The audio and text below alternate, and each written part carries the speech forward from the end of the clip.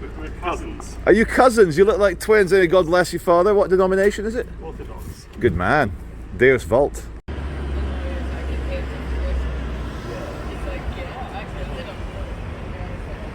One. There's a armed police unit Skoda 4x4 over there, and then in St. Anne's Square you have the Volvo XC60 armed cops as well.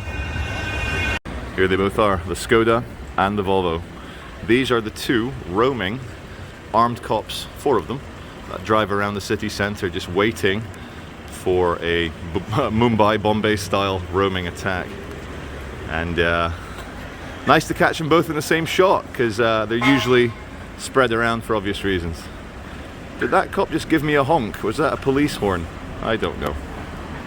In memoriam of Johnny Hurley, the great American hero who, in Denver last week, to give you the background, a separate man, a crazy man, a dark, evil, black-souled individual, started ranting on social media, started telling people that he was going to execute a lot of police officers, kill a lot of cops, he said.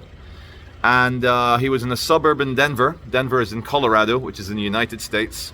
He was armed with an AR-15, which is a semi-automatic rifle, which can carry 30 rounds and 1 in the chamber. And I believe he either shot dead 3 police or he shot dead 3 people. He was starting his mass shooting. Anyway, all-American hero, rest in peace, Johnny Hurley, saw the crazed demon killing multiple people. Come on, cop, I need the cop for my background. So the police arrived, in reverse of what that cop's doing behind me. They arrived at the scene. They saw Johnny Hurley stood over the evil man's dead body that he just killed. Johnny Hurley picked up the AR-15 rifle to get it away from the crazy man. Let the tram pass, it's very loud. Johnny Hurley, all-American hero, was shot dead by overexcited, trigger-happy, adrenaline-fueled, steroid-fueled cowboy American police who arrived on the scene and shot dead the savior, the hero, the man that killed the demon. For fuck's sake, how can your heart not sink hearing that story? And how must the police feel in Denver that they shot dead the hero, the good guy? There's a lesson here, isn't there? Like, there is a lesson. I very much doubt Johnny Hurley was pointing the confiscated AR-15 at the cops. He was holding it up or holding it down. Police should have said, drop the weapon. You don't just shoot the guy. You don't know what's going on. It's the fog of war. I first learnt about friendly fire in Gulf War I when I was 10 years old.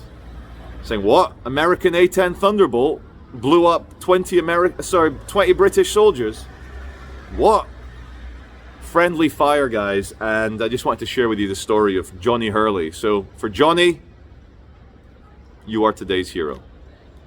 I'm only happy when it rains, da-na-na-na. I'm only happy when it's complicated. And though I know you can appreciate it, I'm only happy when it rains. Pour your misery down on, pour your misery down on me. Pour your misery down. Pour your misery down on me. I only smile in the dark. Da-na-na-na.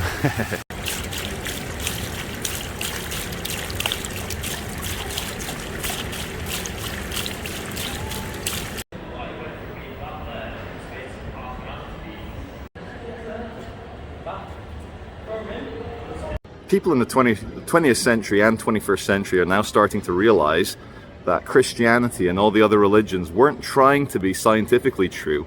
They were trying to be metaphysically true, archetypally true, more true than true.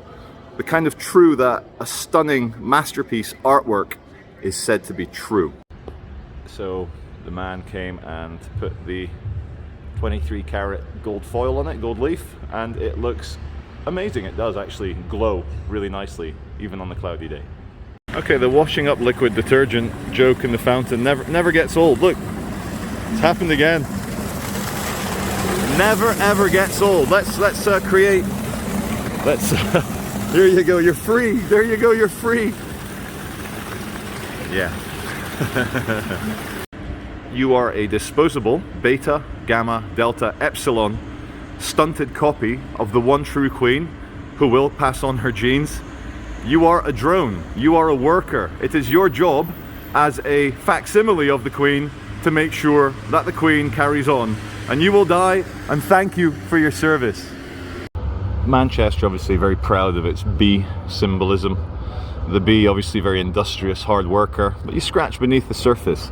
I don't like the imagery of the bee, of the hive, of the hexagon being used in giant corporate buildings, and this is a giant corporate building, the biggest one here in St. Peter's Square.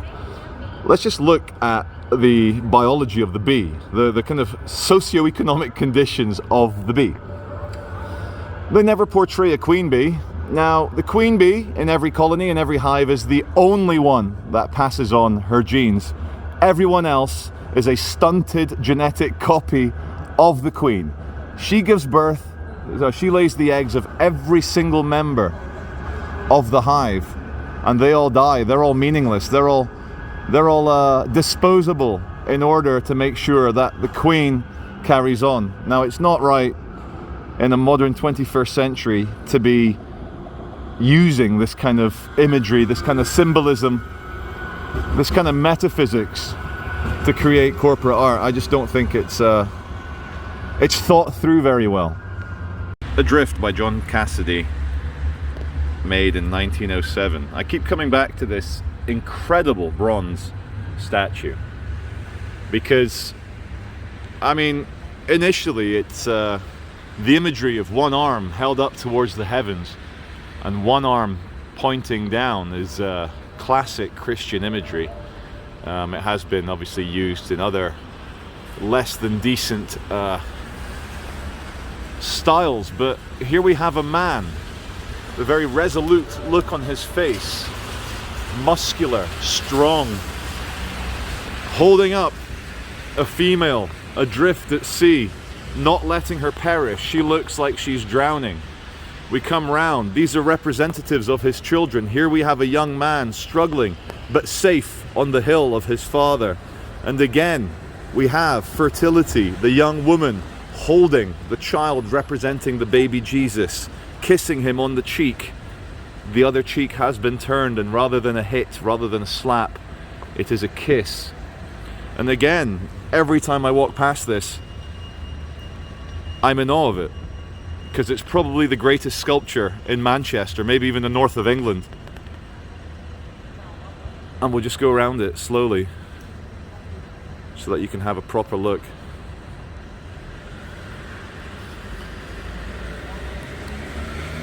To me, it represents what having strong, resolute ideals can do for you. How you can not only save yourself, but save the people you love, your friends, your family. How man is both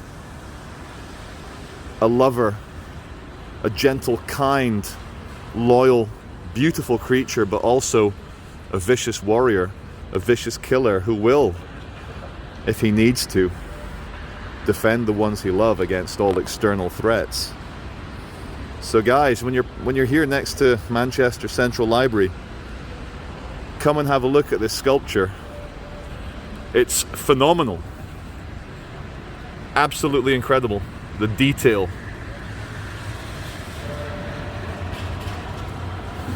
Suffer not the little children. To reach the Euro 2020 semi-finals. 4 players from Northwest clubs involved in the goals. From Manchester to Morecambe, Liverpool to the Lake District, overjoyed fans are increasingly confident football could really be coming home. Suzanne Haley reports. Manchester, a city usually divided over football. Now fans all agree on one thing.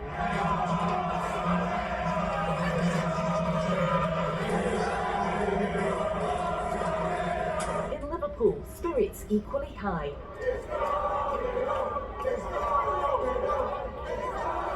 Back in Manchester Manchester and the celebrations continued into the night. So many jokes, so many things. With jubilant fans celebrating in the street. In true fashion.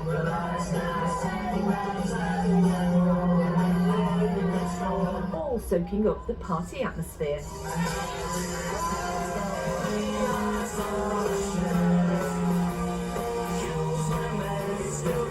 Today it's still sinking in, but optimism's high. 4-0 was great. I'm a quarter English, quarter Scottish, half Brazilian. So my quarter English was very proud last night. I think it'd be disappointing if we didn't win that match, having got such an easy route to the final. We watched the first half, the beginning of the second half, and then after 3 goals we were like, okay, that's fine, it's done. If I could get a ticket for the final now, I'd be going. So we're gonna win. England look good at coming home. It's coming home. It's coming. Finally, something to celebrate, and all are hoping there's more to come. Suzanne Haley, BBC North West Tonight.